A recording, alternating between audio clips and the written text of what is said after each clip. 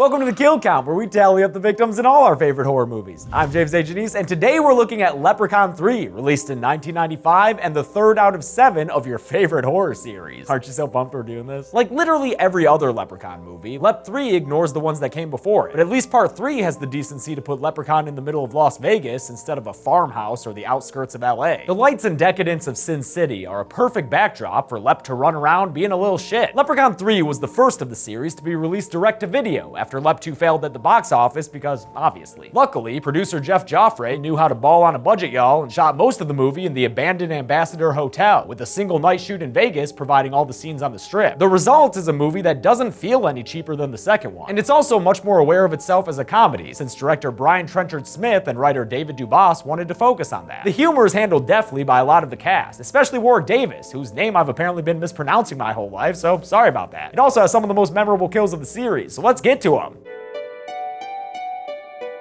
The movie begins with 2 minutes of pictureless credits. What the fuck, Lep 3? When they can finally afford to show some footage, it's Las Vegas. Ooh, exciting. What famous location on the strip are we going to here? The Pawn Place? Okay, is that the one with the roller coaster on the roof? No roller coaster, but it does have a computer-savvy owner named Gupta. Tonight, it's also got an anxious customer who is all kinds of beat up, man. What's he got there? A missing leg? An eye patch? A hook? This dude needs to open up a seafood restaurant chain pronto. To get money for his undoubtedly fried business venture, he's pawning off a frozen leprechaun. But it sounds like it comes with rules, like a gremlin. Don't touch the medallion. Gupta gives him a cool 20 bucks for it, making out like a bandit in my opinion. That sculpture would be dope to put outside your bathroom with a tray of mints. Gupta's more interested in that medallion though, so despite the seaman's warning, he removes it from the Lep to examine with a bright science light. Behind him, the statue thaws out into a little shit and disappears, leaving a pot of gold coins behind that Gupta finds and gives the Aussie test of authenticity to. Then Lep appears, bites off an ear as per usual, and makes a mildly racist joke about the taste. Oh Lep, you're not meant for this modern world. Then apparently it's rhyme time. I'm a leprechaun, me lad, and you're a greedy thief for trying to steal me gold. I'll be giving you some grief. And time for a single reference to his shoe fucking past. Nice leather. I appreciate a good pair of shoes.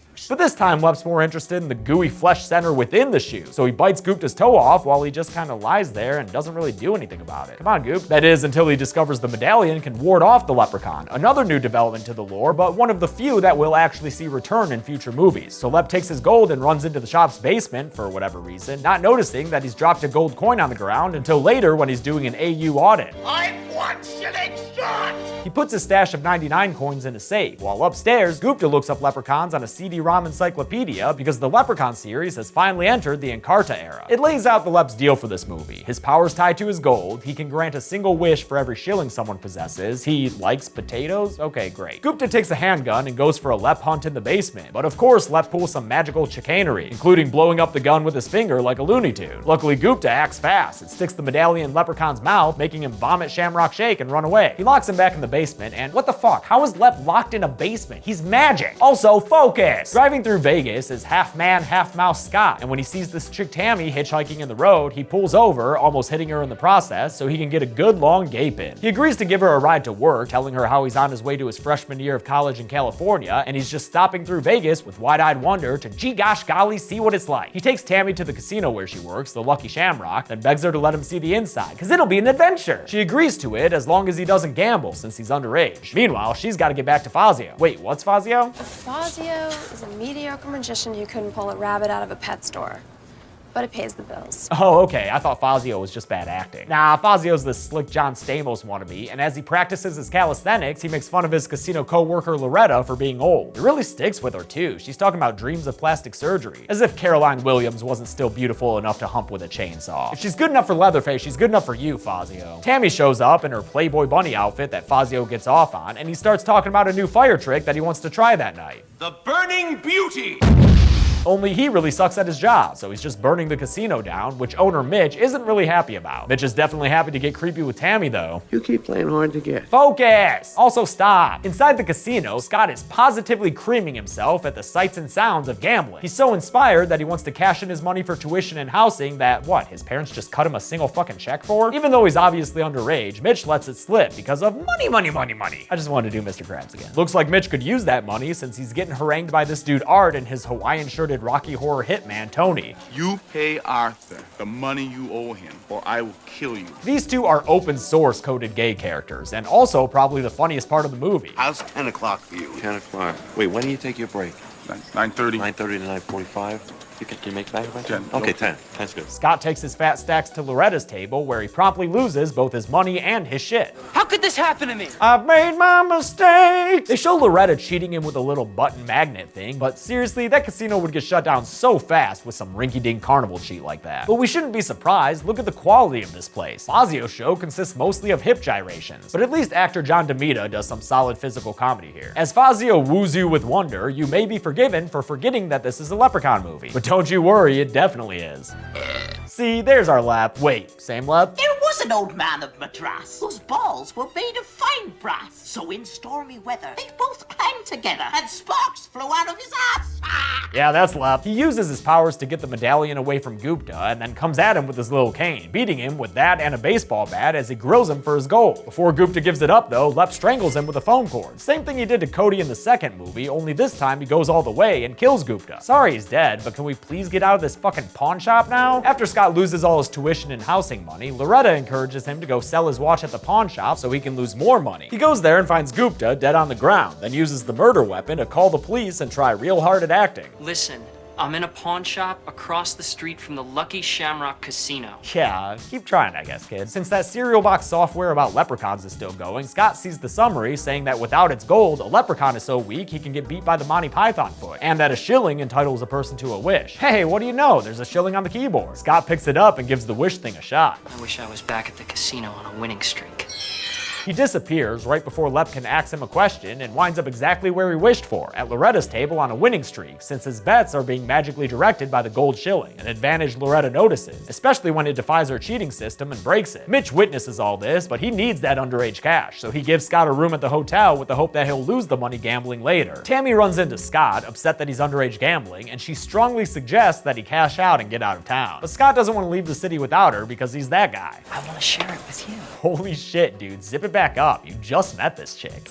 God, oh my God. See, now that's a realistic reaction. She tells him to wait in his room while she does another show and that they can talk later. Leprechaun finally gets out of that damn pawn shop and strolls onto the Vegas Strip. It really feels like he's found a proper home here. Even his limericks are better. Lovely golden palaces, completely full of riches. I'll rip them off and rob them blind, those dirty sons of bitches. See, now that's a fun, campy villain. I like this Leprechaun. He's naturally drawn to the Lucky Shamrock, where, since this is a Vegas movie, we get our obligatory scene with an Elvis impersonator, giving Lep a chance to stretch his voice impression powers. Well, thank you. Thank you very much. Hey, man, you do that pretty good. Yeah, go ahead and be proud, Lep. That's one of the few powers you've kept consistent. Okay, I mean, maybe don't be that proud. That's enough. Inside the casino, Lep runs into Fazio, who he plays a trick on by making green shit appear in his hand, even though it just kind of looks like a pile of steaming squam. Then Lep swaps out magical crap for magical craps and has himself a good time throwing dice. Not even Art in the Muscle can stop him. He just turns that bodyguard into a slot machine. Look out, Vegas. I'm taking over. I'm sorry, what was that? Oh, that's what I thought you said. Fazio washes his hands and finds Loretta, who tells him about Scott's casino winnings and lucky gold coin. They immediately start planning an OJ-style burglary. What's his room number? Yeah, I know, but for real, they're fucking robbing this teenager. Fazio doesn't find the cash, but he does grab the coin right as Scott discovers him in his room. Then Fazio really does pull a late-stage OJ. Shit, man, that's assault. At least he sticks the fancy smoky exit.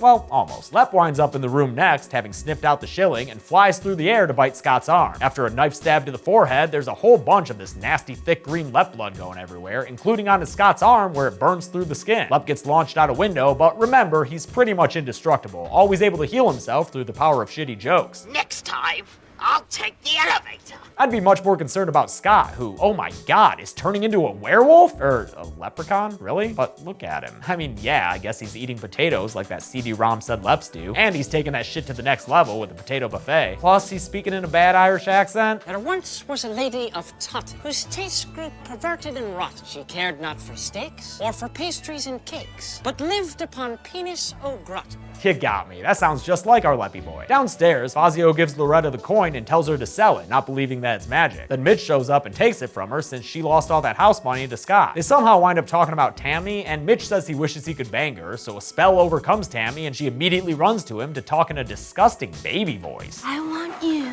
more than any man I've ever known in my life. Is that supposed to be sexy? Because I kind of want to drop you off at daycare right now. This nasty turn of events proves to Loretta that the coin fulfills wishes, so while Tammy continues her infantile seduction act, Oh, Richie, I like my lovin' the same way I like my men, tough. which also includes this weird hitting in the face gag for a minute, Loretta sneaks into Mitch's room and steals the gold coin back from him. This breaks the spell on Tammy right in the middle of her striptease.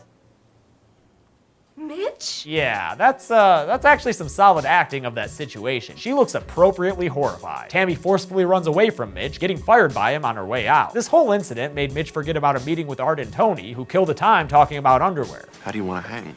Loose.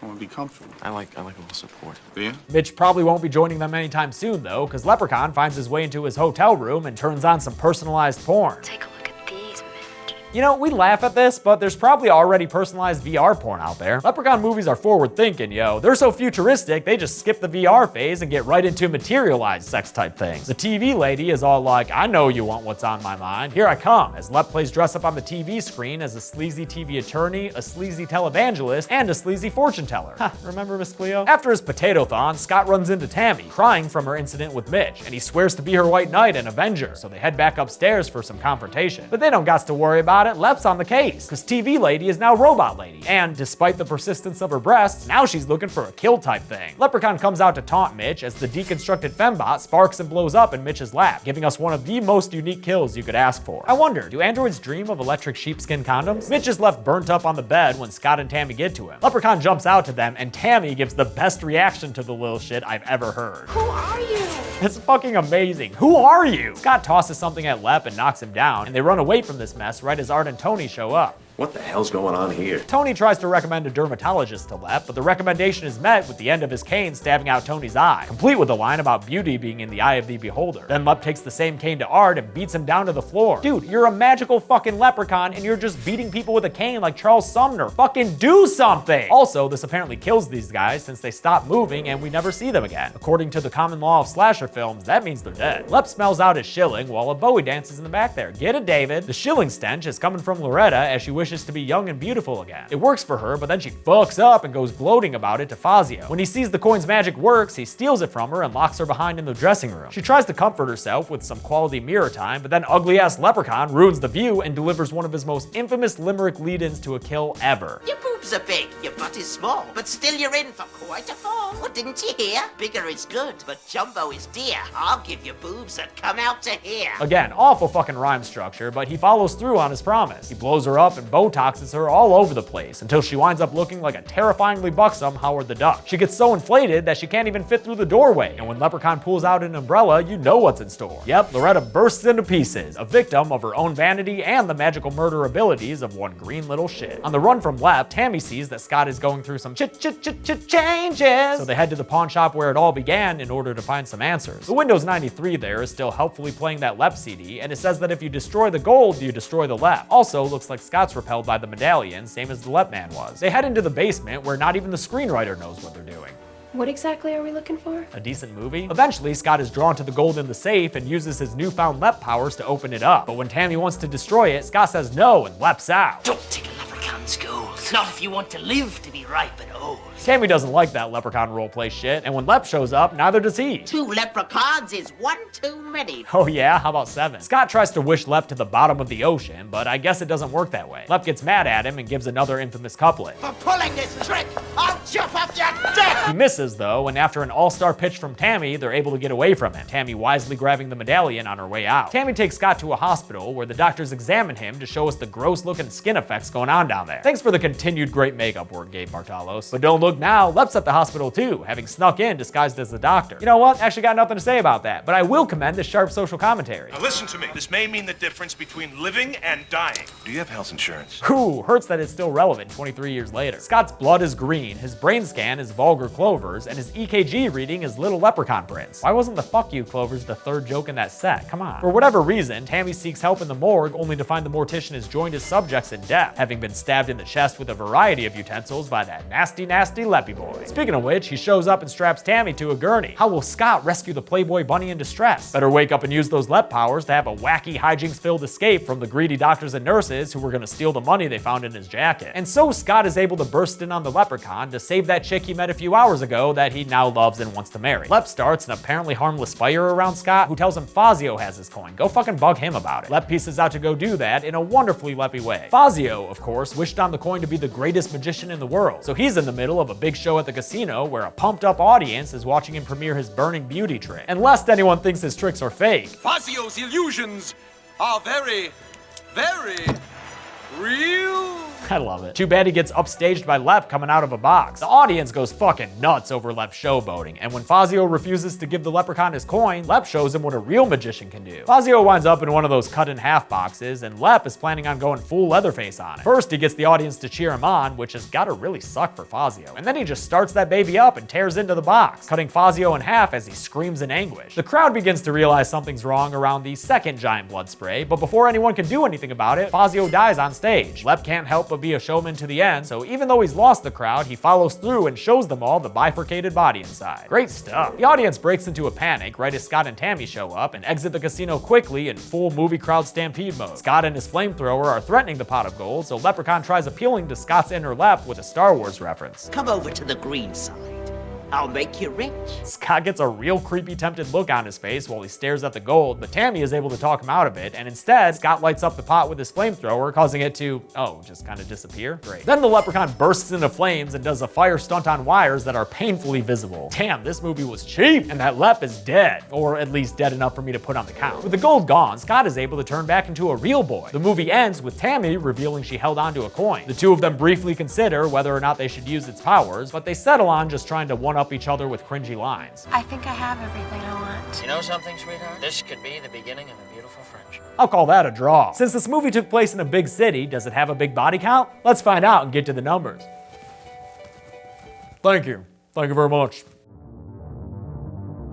8 people died in Leprechaun 3, so the kills in this series continue to slowly increase. Of the victims, only 1 was a woman, the other 7 being men, but one of those was a leprechaun, so let's get a tri-colored pie chart up in this bitch. Nice. With a runtime of 90 minutes, that comes out to a kill on average every 11.25 minutes. I'll give the golden chainsaw for coolest kill to Loretta. I really wanted to give it to Fazio for how brutal his kill was, or Mitch for how unique his was, but Loretta's death kind of sums up the tone of this movie all by itself, and has gotta be one of Lep's all-time most memorable kills. Dol Machete for Lama's kill will definitely be Art, who, real talk, no way actually would have fucking died from that. And that's it. Leprechaun 3 came out direct to video in 1995, and if it's your favorite of the franchise, you're not alone. Warwick Davis cites it as his too. Next time we're looking at nobody's favorite, Leprechaun 4 in space. But until then, I'm James A. Janice. This has been the Kill Count. Thanks a lot for watching today's Kill Count. I want to thank a couple of patrons like Daniel and Dusty Dormini and Zachary Tello. If you want to join the Patreon family and support me for as little as $1 a month, you can join with that button right over there. Patrons get special rewards based on their pledge amount. Also, I want to give a special thanks to my assistant editor, Bree. Her help on these videos has basically been saving my life, so hashtag thanks, Bree. All right, y'all, be good people.